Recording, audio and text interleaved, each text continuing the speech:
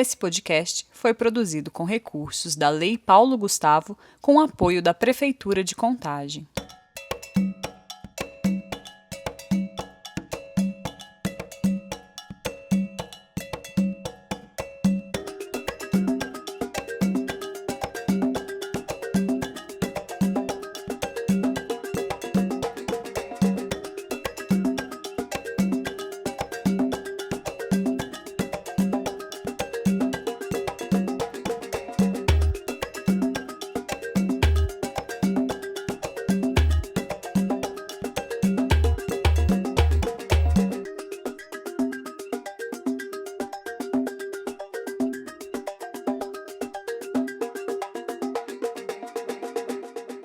E hoje, nosso roteiro segue pelas trilhas do Espinhaço.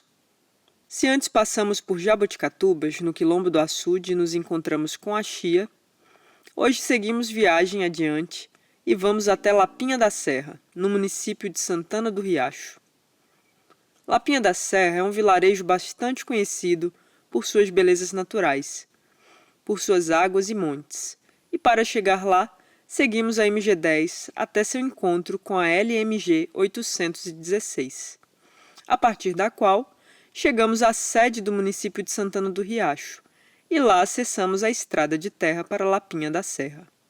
Hoje levamos cerca de 3 horas e meia em todo esse trajeto desde Contagem.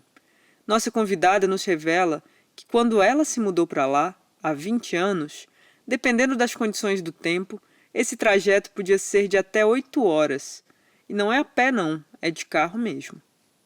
Ao longo da estrada de Lapinha da Serra, as gabirobas estavam bem floridas, com suas flores brancas e perfumadas pelo caminho. As plantas todas tomadas por uma tonalidade avermelhada, da terra seca e sedenta pela chuva, que no final de setembro de 2024 ainda não havia caído. Nesse ano, em realidade, Lapinha da Serra, bem como outros municípios de Minas Gerais, experimentaram um período de seca muito longo e chegamos a Lapinha da Serra depois de quase 6 meses sem chuva. Nesse contexto de mudanças climáticas, de alterações de ciclos e movimentos na natureza, muito relacionados também à ocupação humana e a desarranjos provocados por ela, é que chegamos ao sítio Entoá, para nos encontrarmos com a Cris. E por aqui começa a nossa viagem às raízes de cuidado de hoje, que extrapolam os cuidados só entre seres humanos para dialogar com a perspectiva de cuidado de forma mais ampla. O cuidado com o local que habitamos, com os resultados de nossa ocupação e passagem por um espaço. Um cuidado regenerativo para a natureza e cada um dos seres com os quais compartilhamos essa passagem pela Terra.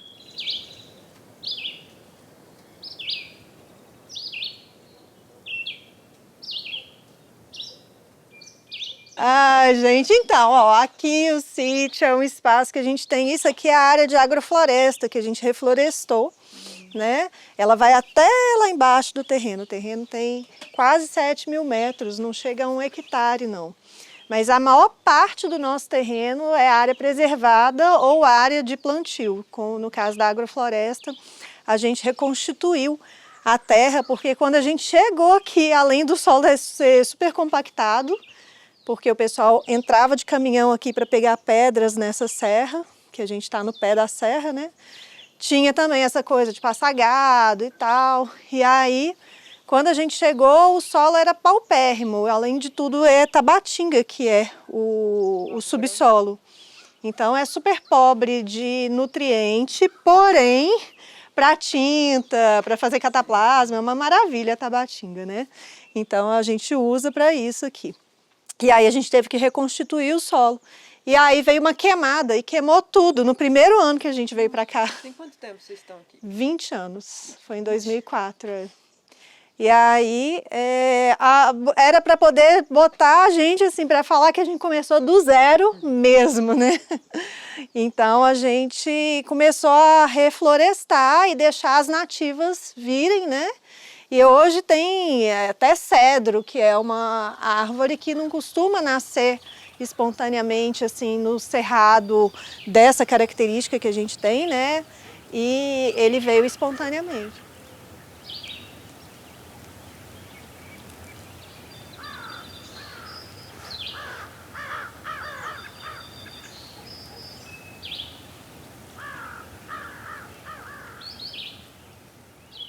A chegada no sítio Intuá foi bastante curiosa.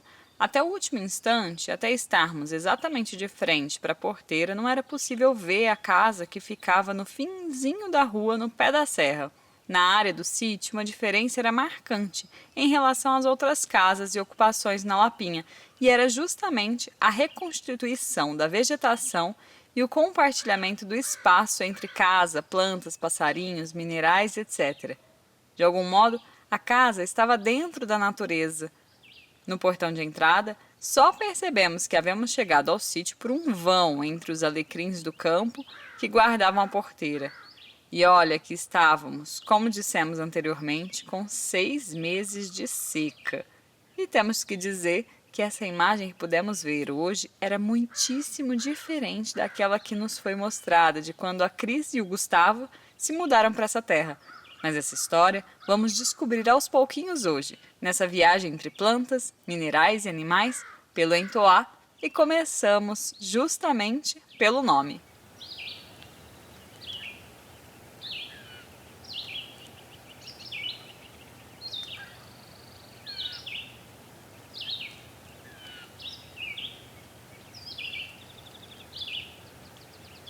É um trocadilho, a gente adora trocadilhos aqui em casa. A gente, tipo, perde o amigo, mas não perde o trocadilho. É uma cultura. E aí, o Toá é o nome da região que a gente mora, né? Aqui chama Toá por causa de uma pedra, que tem até ali umas pedrinhas coloridas e tal, que tem no subsolo, mais ali para baixo.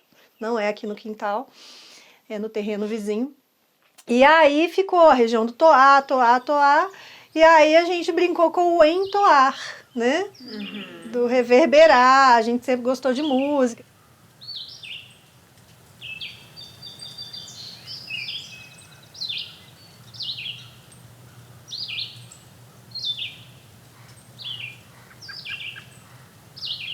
Aqui tem um genipapo logo na frente dela, tem o urucum atrás, a canela, pitanga, né? Uvaia. Mas as outras vieram, né? O açapeixe é super bem-vindo, vem espontâneo, né? Super curativo.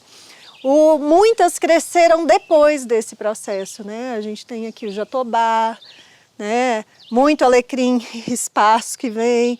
Aí ali do lado da pitangueira tem o que está florido agora, que é a gabiroba, né? Que está aí prometendo pra gente a chuva, né? Vocês já cheiraram flor de gabiroba? Não. Ai, vem cá pra vocês verem. Pra mim é dos melhores cheiros que tem do cerrado. É muito lindo. Ela marca muito essa equinócio de primavera, né? No caminho eu vi várias. Olha que delícia. É muito das deusas, né? Foi nesse momento que reconhecemos que as plantas bem floridas que vimos ao longo de toda a estrada eram justamente a gabiroba. Fruto de gabiroba é uma delícia, pequenino, perfumado, entre ácido e doce, é uma preciosidade do cerrado. E para quem vai acompanhando os ciclos da natureza, observando suas minúcias, detalhes e sinais, cada coisa que acontece é também um anúncio, como as flores de gabiroba anunciando a chuva.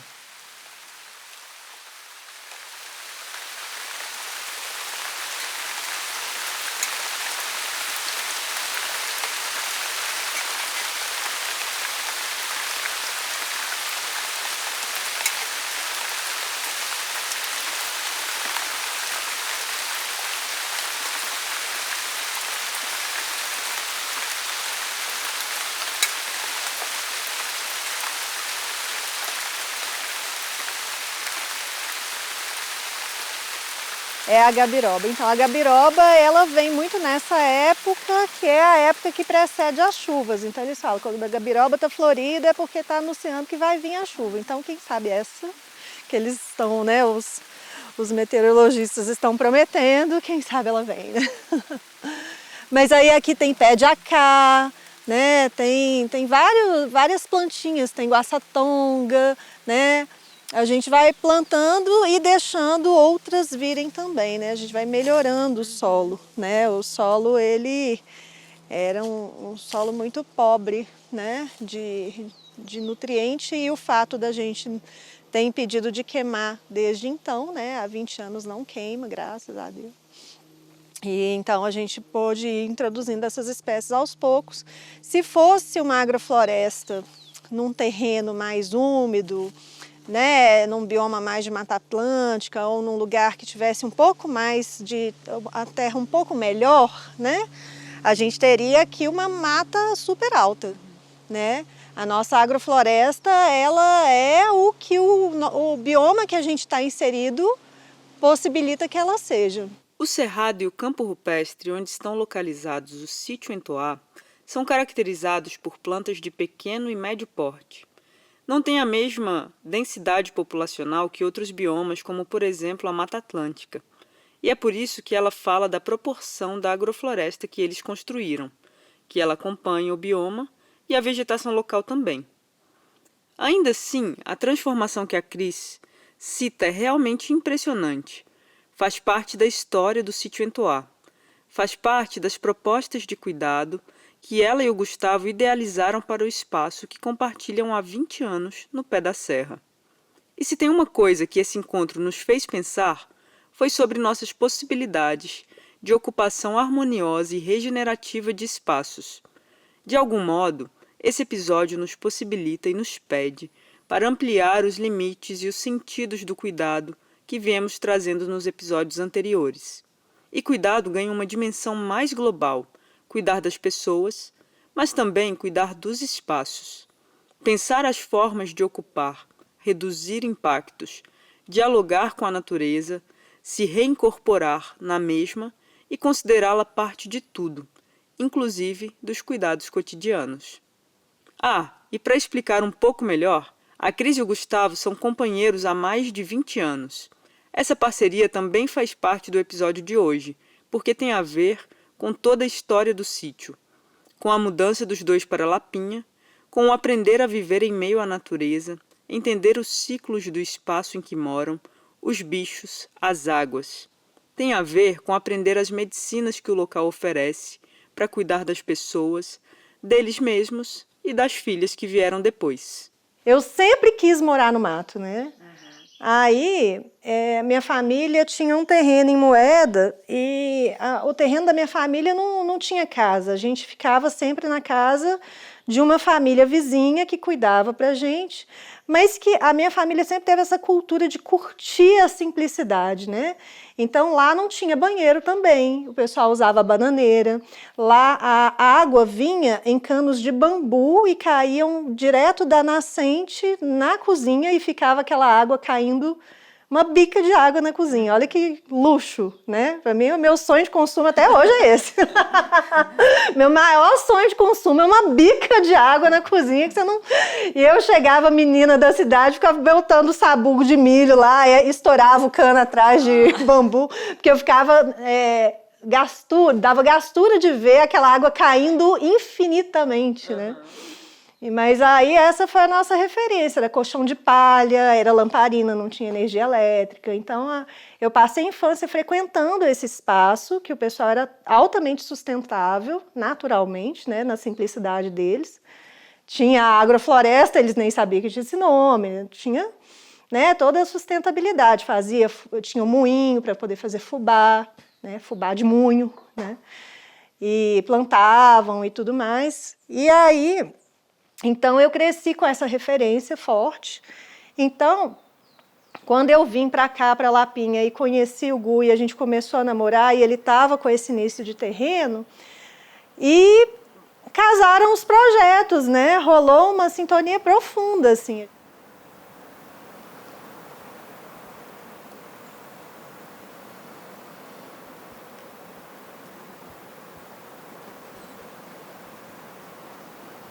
Eu sempre tive uma questão muito forte com as plantas. Eu que cuidava do jardim, era uma coisa assim, uma conexão muito forte mesmo.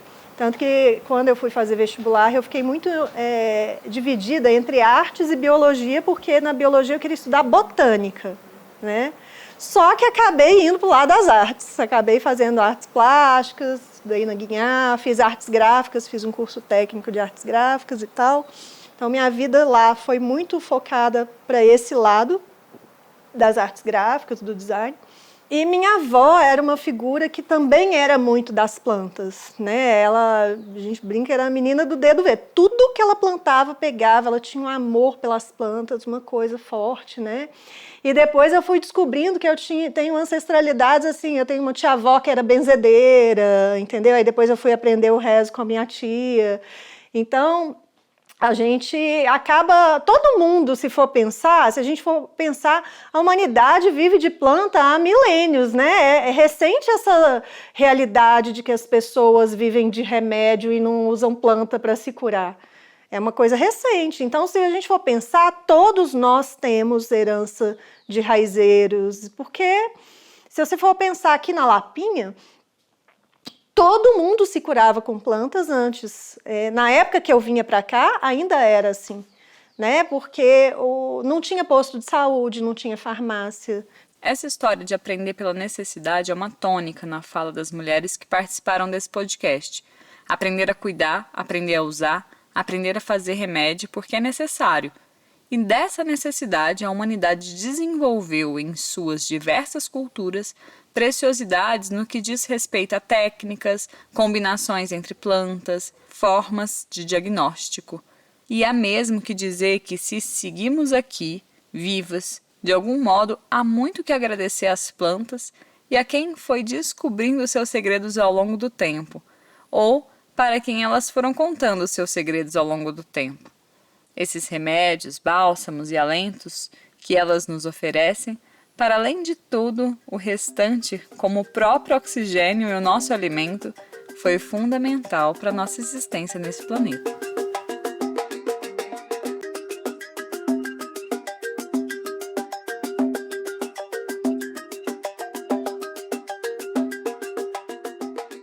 Então, quando a gente veio para cá, né, aí recapitulando essa história,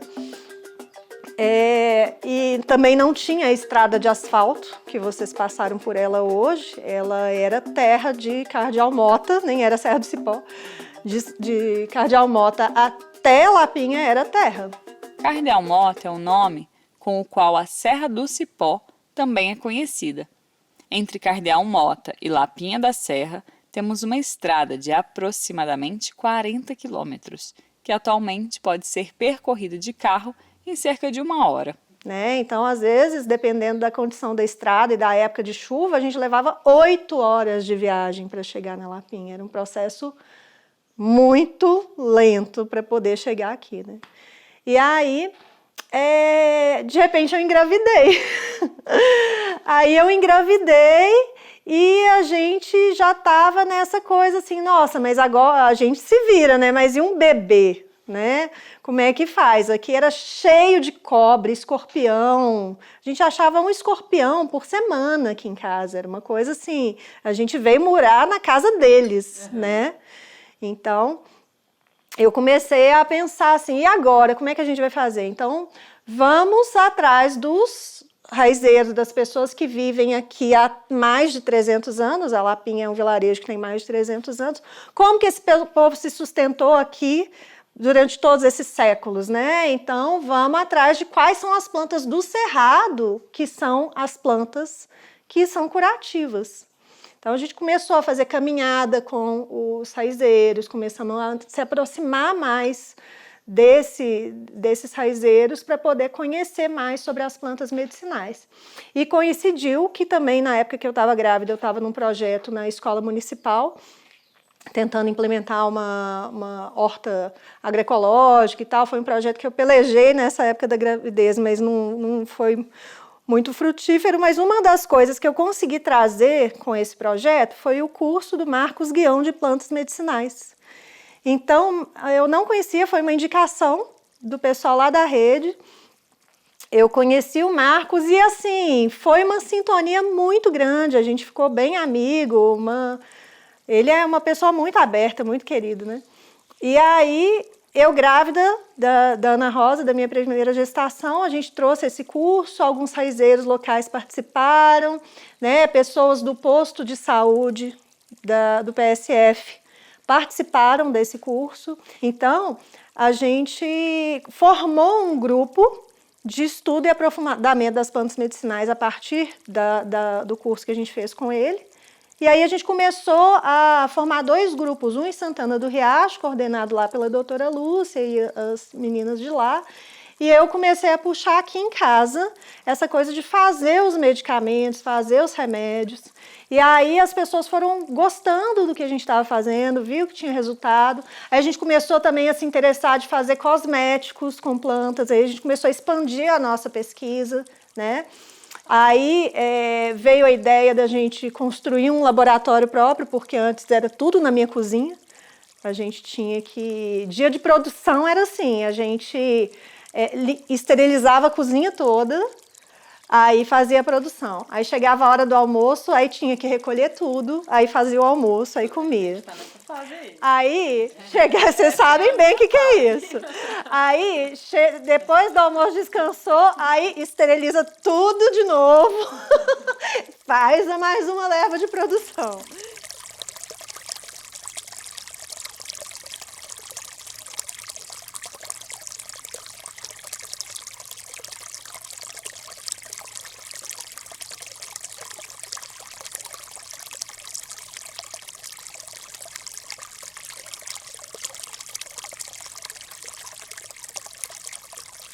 E isso foi interessante, porque aí nessa época eu já estava grávida da Flora. Então a gente já estava assim, alguns anos nessa parte de remédio na cozinha, né, fazendo a produção na cozinha. Aí eu engravidei da Flora e aí o Gustavo conheceu a espagiria com o índio. Então foi muito interessante essa relação com as nossas filhas, porque cada uma trouxe um aprofundamento com as plantas medicinais. A Ana Rosa trouxe para a gente a questão da necessidade de aprender sobre as plantas do Cerrado, né, para a gente poder permanecer aqui com mais segurança e mais tranquilidade. E a Flora trouxe esse aprofundamento da espagiria. Né, que aí, como eu estava grávida do Gu, como eu estava grávida da Flora, o Gu que pegou essa frente da espagiria. Então, assim, a gente conseguiu ir dando passos além na nossa pesquisa e aprofundando mesmo o nosso fazer e aprimorando, né, os nossos produtos a partir disso, né, desse conhecimento. Então foi bem assim, foi muito natural o nosso processo, foi muito espontâneo. Desde quando a gente começou a namorar e a Lapinha falou que era aqui que a gente ia ficar, né? Porque eu pensava que eu ia ficar em Moeda, né? Eu pensava que eu ia morar em Moeda. E não, a Lapinha falou, tá bom, você aprendeu bastante lá, mas venha para cá agora, né? E aí, então, a gente começou essa história com as plantas por necessidade, pela vinda das nossas filhas, né? Então, eu já tinha essa questão, mas ela não era uma necessidade. Então, era uma coisa assim, era uma familiaridade, era um gostar, era tomar um chazinho, uma coisa assim, mas não era... A gente morava na cidade, a gente não tinha uma necessidade premente de dominar o assunto das plantas medicinais, né? Porque a gente tinha outras estruturas que nos traziam comodidade, né? Então, sair dessa famosa zona de conforto e ir para um lugar que te obriga a tomar atitude, ou você aprofunda nisso, ou você vai embora, né? E ir embora não era uma opção, né? Então... Foi isso, assim, a necessidade nos fez reconectar com essa raiz ancestral das plantas. Então, a gente se reconectou tanto com a construção ancestral, quando a gente veio para cá, a partir dos estudos da permacultura, das bioconstruções, quanto com a cura ancestral a partir das plantas, né? A gente teve muito esse... vir para cá foi um resgate muito importante na nossa história, de resgatar essa cultura ancestral mesmo, né? E desde o momento que a gente chegou aqui, a gente já tinha definido que a gente ia causar o menor impacto possível no lugar que a gente estava. Causar o menor impacto é uma perspectiva muito interessante sobre o cuidado. Abre outras fronteiras, outras vias de diálogo. Só de pensar o impacto que diariamente causamos no planeta, cada uma de nós, já seria um ponto de reflexão importante.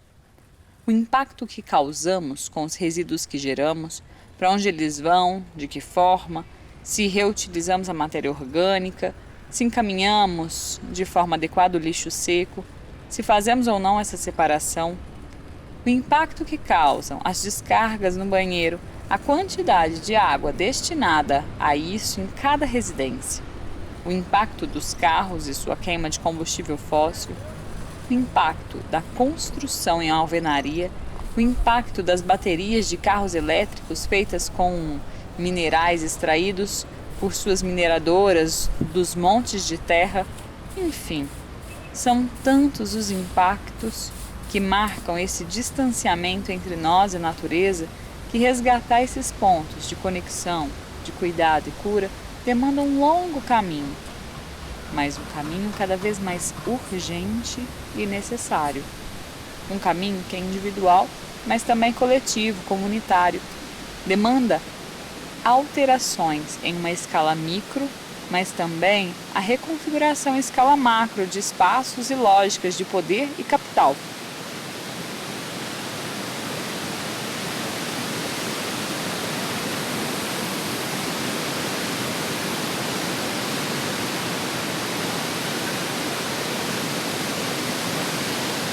Tinha essa consciência que a gente não era dono de coisa nenhuma, a gente era guardião temporário desse lugar que a gente está aqui, né? A gente tem plena consciência que, graças a Deus, daqui a 10 mil anos a gente pretende que não tenha nenhuma poeira cósmica nossa aqui, né? Que tudo esteja integrado novamente com a natureza, né?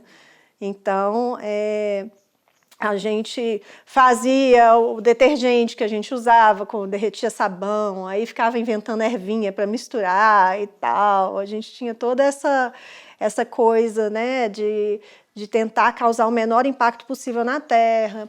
Então, o nosso esgoto é de círculos de bananeira, né? A gente tem os tratamentos biológicos das águas. Então, a gente tem todo um cuidado que a permacultura nos propiciou, vários estudos, adiantou muita coisa para a gente. A gente não mata nada, a gente não mata cobra, a gente não mata escorpião, às vezes até o carrapato eu fico com dó. Mas é porque a gente tem um cuidado tanto pela vida como um todo e a gente tem plena consciência que a gente está aqui temporariamente e que a gente habita a casa deles, né? Que a gente tem que ter esse cuidado. E aí eu acho que até em função desse respeito que a gente emana, né? Desse respeito, desse cuidado, os bichos sentem também, né? Então, você vê, aparece um calanguinho e tal, fica de boas perto da gente. Eles sentem e ninguém nunca foi ofendido de escorpião aqui em casa. Nunca teve picada de cobra, entendeu? Nunca teve... a gente nunca viveu uma situação grave.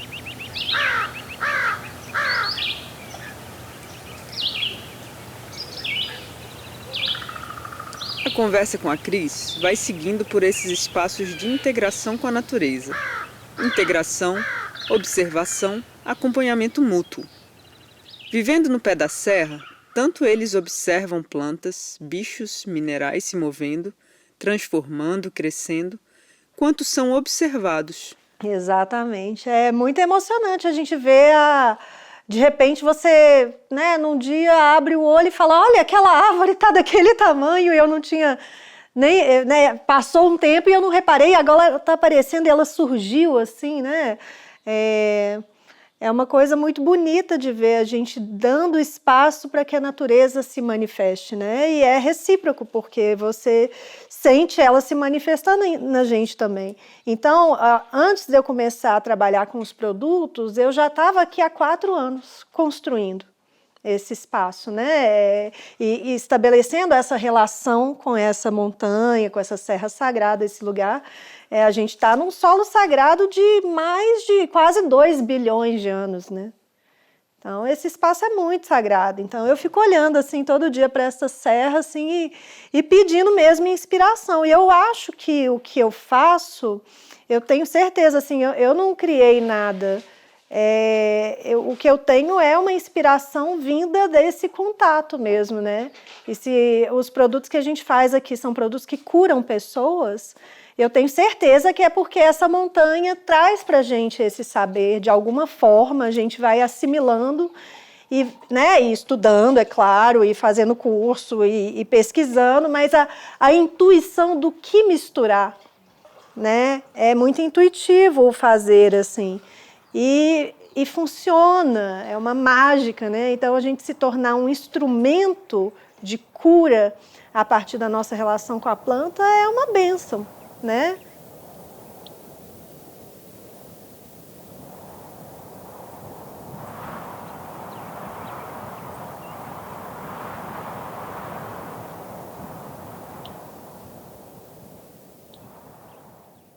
Para além dos cuidados com as plantas, dos remédios, tinturas, fitocosméticos, um dos fundamentos do sítio é a permacultura, que vai propondo essa cultura permanente que integra a vida humana com o meio ambiente de forma harmoniosa, pensando os mais diversos aspectos, como por exemplo a arquitetura, a lida com os resíduos, e um pouco disso a Cris também nos apresentou em um passeio pelo sítio. A gente trouxe das profundezas para a superfície, trouxe à tona o que está por dentro, né? Por baixo. E psicologicamente, realmente, assim, você morar numa casa com as cores, não só as cores, mas feita com terra, é muito mais acolhedor.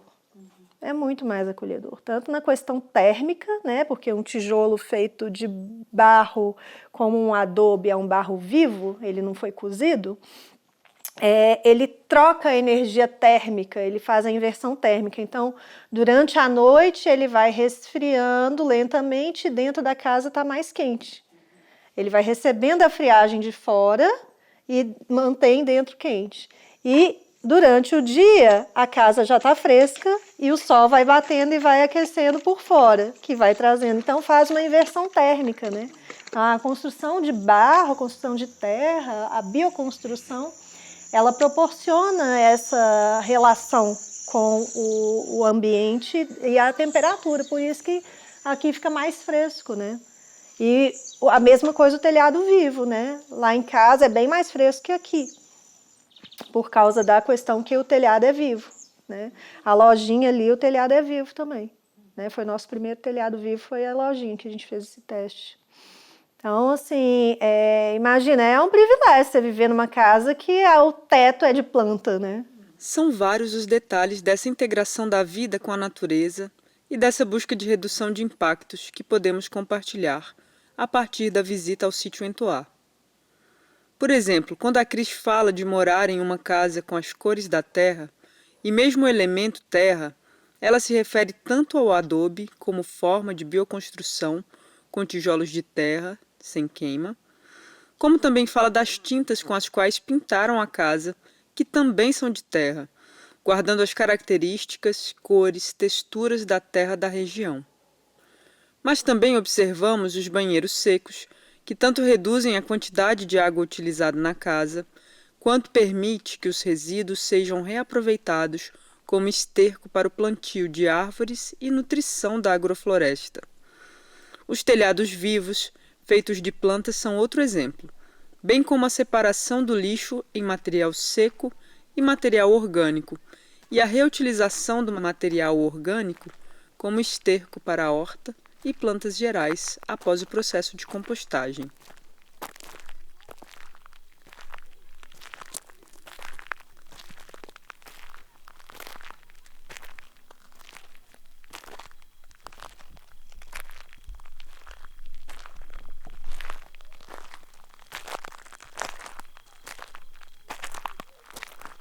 A gente joga tudo pra cá, fica uns 2 dias com cheiro meio de chorume, assim, mas ele vai incorporando, né? E aí, isso aqui, que é a compostagem da cozinha, depois, para poder plantar as árvores, a gente mistura com a compostagem do banheiro seco, que eu vou mostrar para vocês também. E aí a gente planta as árvores, as mudas com isso. Entendeu? E esse aqui também dá para usar nas hortas, né? Esse aqui já tá mais bruto, tá vendo? Tem mais tempo. Esse tem mais tempo. Tem que dar uma revirada nele de novo, assim. Mas agora eles ficam aqui estocados nesse período e na época das águas, quando for a época, aí a gente vai prepará-los para o plantio dos canteiros e tal. Esse almeirão aqui é herói da resistência. Esse é a única verdura que a gente consegue colher nessa época da seca. Então, assim, o objetivo é, quando a gente tiver um pouquinho mais de água, plantar canteiros de almeirão para a seca. Que aí a gente vai ter como usar, né?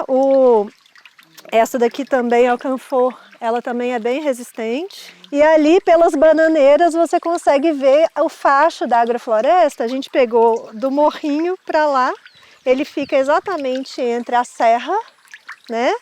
E esse outro morrinho. Então essa faixa que a gente pegou, que é a faixa que quando chove, a terra vai lixiviando e essa parte ela vai ficando mais fértil. Né? Porque todos os sedimentos, né? Cocô de passarinho, resto de folha e tudo, né? Vai vindo para cá, então é uma parte potencialmente mais fértil, né? Para poder se construir a agrofloresta. Então, estrategicamente, a gente escolheu esse espaço pela condição natural propícia, né? E pela essa coisa de fazer essa barreira também, que quando você tira uma foto, agora não está tão expressivo, mas na época das águas, quando as plantas estão muito mais vistosas da agrofloresta, você consegue ver uma faixa de um verde diferente, em contraste com o natural da serra e em contraste com esse pedaço aqui que é do campo rupestre, né? Então essa aqui é uma área que a gente nem pisa. Dá vontade de voar quando a gente passa ali. Porque é aquelas plantinhas do cerrado miudinha, aquelas coisas mais fofuras, né? Tem sempre viva, tem canela de ema, tem...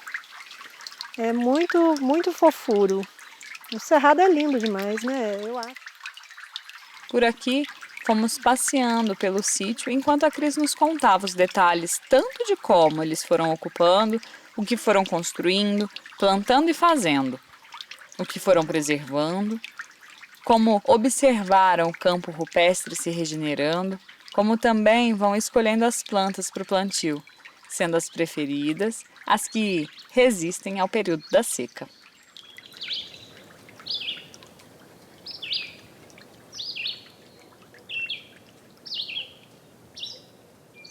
Aí tem ali, a gente tem jambo, tem manga, tem um ipê rosa que fica maravilhoso. A gente até postou recentemente a foto dele, umas bolas assim, do ipê roxo, lindo. O ipê amarelo que tem do lado da porteira ali, também floresceu esse ano mais expressivamente, a primeira vez. A quaresmeira também, ela nasceu espontânea. Todas essas quaresmeiras que estão aparecendo ali não foram plantadas, né?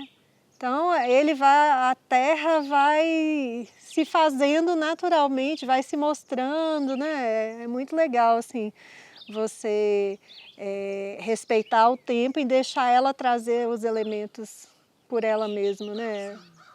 Sem querer ficar controlando coisa demais. Esse negócio do povo arrancar tudo e botar grama é uma tristeza, você perde tanto, né? Perde biodiversidade, perde beleza. Aqui no pôr do sol é a coisa mais linda, porque essa serra inteirinha, daqui até lá na ponta, fica dourada, rosa, cada dia é uma pintura.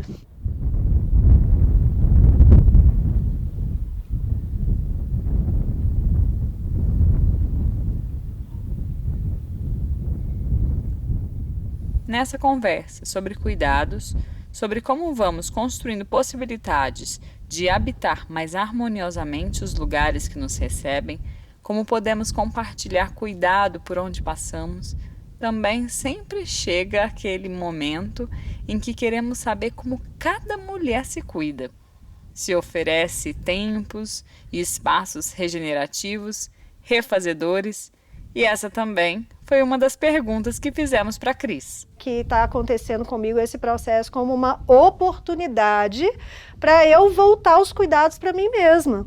Porque a gente que é cuidador, a gente tem muita tendência a se voltar só para o outro, né? Mas tudo tem que ser recíproco, tem que ser uma via de mão dupla. Se a gente só se doa e não aceita receber, isso daí foi um aprendizado que eu tive uma época da minha vida, que tudo que eu fazia era voluntário. Até o meu trabalho era voluntário, eu não ganhava dinheiro não, gente. Aí chegou para um cara assim que, né, um conselheiro espiritual mesmo, ele virou para mim e ele falou assim: Cris, você sabia que não aceitar receber é uma forma de vaidade? Aí ele me deu um slap na cara. Sabe, você receber, aceitar receber também é um ato de humildade. Porque você acha que só... Por que você acha que só você pode dar? Você também tem que aprender a receber. Porque a natureza, ela é troca. Ela é reciprocidade. Você prepara a terra, planta, ela te dá frutos, ela te responde aquele amor que você doou, ela te dá coisas e você recebe, você colhe aqueles frutos, né? Então, não é dar para ter tal coisa, você dá espontaneamente, mas aceitar receber espontaneamente também é natural, né? Então eu estou nesse momento de aceitar ficar mais tempo focada em mim mesma para eu me cuidar, porque a necessidade veio, né? E graças a essas doenças, porque se não fosse elas eu ia ficar só no DAI, entendeu? A lição ela é difícil da gente aprender, né? São anos, a vida inteira, né? A gente vai aprendendo. Então, assim, eu estou no momento de aceitar parar mais para me cuidar, né? Tá sendo um momento importante, assim, da cuidadora se olhar também, né? Mas não é fácil, não. 2024, a Cris passou em um período muito curto por uma dengue e posteriormente um chikungunya. Esse ano, aqui em Minas Gerais, foi um ano com números expressivos dessas duas doenças transmitidas pelo chamado mosquito da dengue, o Aedes aegypti. Tanto o número de casos foi expressivo, quanto o número de casos graves.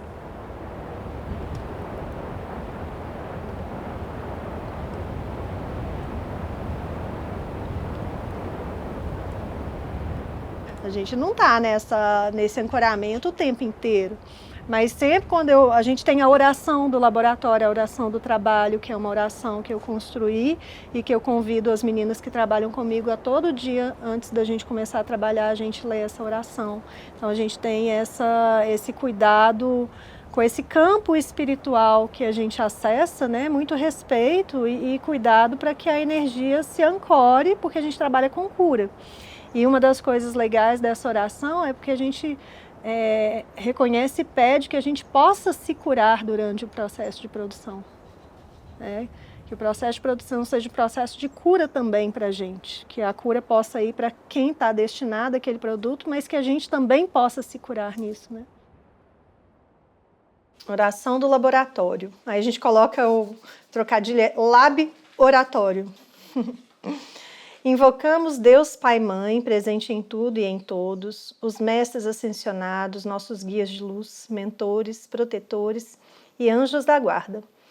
Nossa ancestralidade materna, paterna, pessoal, planetária, cósmica, universal. E a todos os seres de luz, de todos os reinos e dimensões que nos amparam hoje e sempre. Nós os bendizemos, pedimos vossa permissão e intercessão para que sejamos um pilar da chama verde, da cura e da verdade, e da chama azul da fé e proteção de São Miguel Arcanjo. Que tudo que pensamos, sentimos, façamos e emanamos esteja pleno desta luz. Abençoai todos os seres, devas e elementais envolvidos com as matérias-primas das quais vamos trabalhar. Abençoem todos os produtos que daqui saírem, que estejam plenos dessa luz, assim como nós possamos nos curar durante o processo de produção.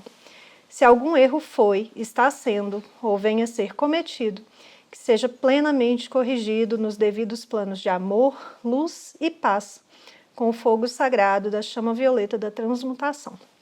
Gratidão, gratidão, gratidão a todos os seres de luz que nos amparam hoje e sempre. Que assim seja e assim é.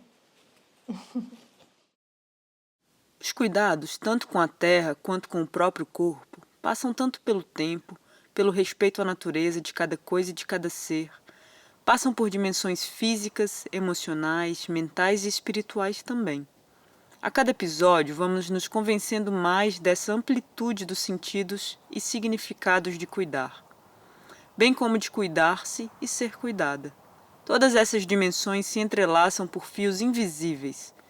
São interdependentes e integradas, como nosso corpo é integrado ao corpo da Terra.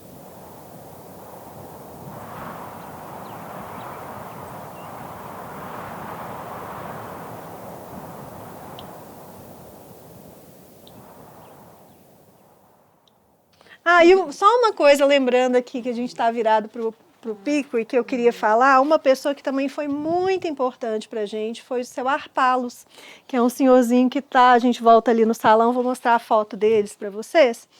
Ele morou na Lapinha por 12 anos, coincidentemente, antes desses 12 anos dele vir para Lapinha, ele morava em Moeda, pertinho da onde era o terreno da minha família. Ele lá, ele veio para cá. Ele veio para cá e eu encontrei com ele aqui, exatamente.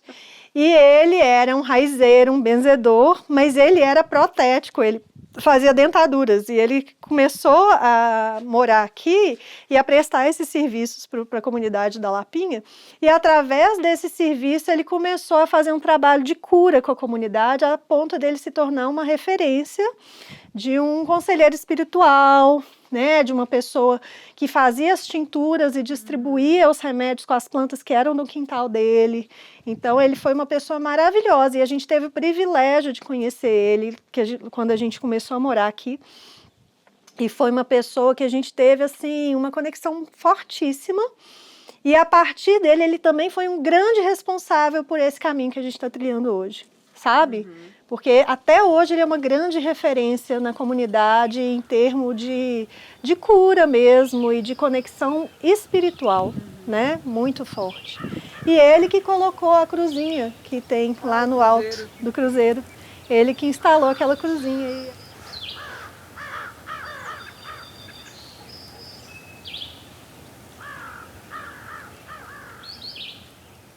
E aí, antes, a nossa marca era Consciência do Cerrado. Tem aqui, ó, essa teimosa aqui. Ela tá querendo sair, é porque ela já foi... Ela virou, como é que fala, slogan. Consciência do Cerrado é por causa... A gente estava buscando um nome para a nossa produção. A gente queria algo que tivesse exatamente essa ideia da gente estar em contato com essa energia do Cerrado, podendo fazer produtos que valorizassem o Cerrado. Então a gente sempre busca fazer produto com as plantas do Cerrado, botar o nome da planta, que são plantas menos conhecidas, com plantas da cultura raizeira, né? Então você pega aqui, né, um alecrim do campo, pau santo, mas tem a tanchagem, que já é uma planta mais conhecida, né? Aí tem aqui a calêndula, aguaçatonga, pacari e o própolis. Aí o pessoal vê, eu conheço calêndula, eu conheço própolis. Esses dois eu não conheço, mas... E aproxima, se sente... faz uma mistura. Exatamente. Então a proposta é trabalhar com a cultura raizeira, as plantas introduzidas, que são plantas, né, mundialmente conhecidas aí, né, que já estão aqui no Brasil, com as plantas do Cerrado, né? Então a ideia do Consciência do Cerrado era essa.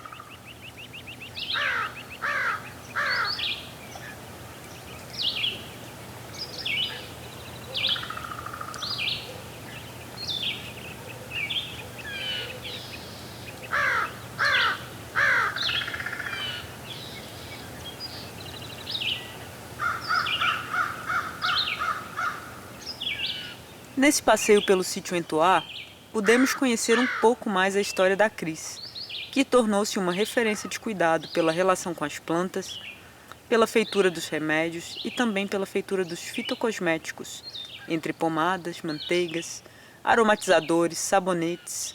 Ela e o Entoá vão disseminando possibilidades de cuidado, alento e acolhimento. Para além disso, foi uma grata surpresa chegar ao sítio e nos deparar com outras possibilidades de cuidado, os cuidados com a terra.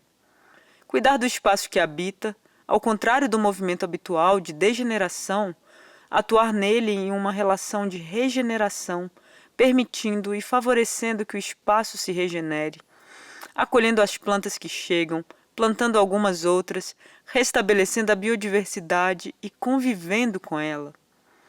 Esse cuidado apareceu na forma de construir, na forma de estar, do banheiro seco ao adobe, da composteira que permite que os resíduos que produzimos retornem à terra como nutrientes, ao aproveitamento da água da chuva, do hábito de não matar os animais, ao de colher as plantas para os remédios com parcimônia, respeitando seus ciclos, respeitando a quantidade disponível, cuidando de favorecer sua proliferação enquanto colhe. Esperamos que para vocês esse dedinho de prosa também tenha sido uma possibilidade de reconectar com cuidados, que tenha dado uma vontade danada de cuidar de si, de quem está por perto e desse espaço que nos acolhe, desse planeta, de sua biodiversidade, das outras vidas que o compartilham conosco. Essa perspectiva de cuidado, para além do antropocêntrico, para além do cuidado entre humanos, é um olhar necessário e urgente para seguirmos por aqui. As sementes estão lançadas.